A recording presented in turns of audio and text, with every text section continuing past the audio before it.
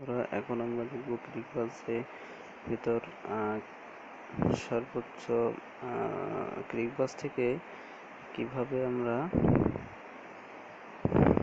Ranking দেখতে পারি, অর্থাৎ কোন দল পয়েন্ট তালিকায় শীর্ষ আছে, কোন দল দ্বিতীয়, কোন দল তৃতীয়, আমরা সব র্যাঙ্কিংগুলো দেখতে পারি।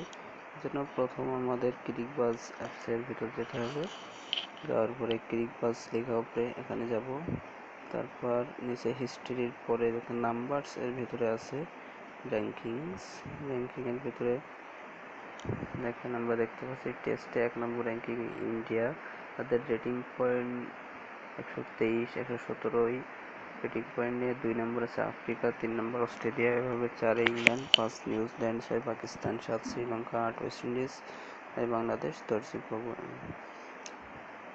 ওডিআইতে যদি আমরা দেখতে চাই, ওডিআইয়ের উপর ক্লিক করব।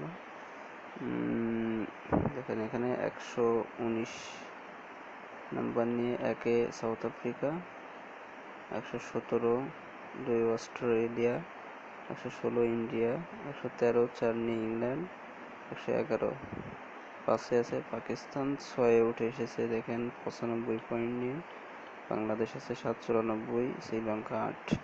এভাবে তেমনি টি-20তেও আমরা প্রথমে দেখতে পাচ্ছি নিউজিল্যান্ড 1, পাকিস্তান 2, ইংল্যান্ড 3, ইন্ডিয়া 4 এবং বাংলাদেশ এখানে 10 নম্বরে আছে। এভাবে আমরা পয়েন্টের দেখতে পারি র্যাঙ্কিংগুলো। সবাইকে ধন্যবাদ।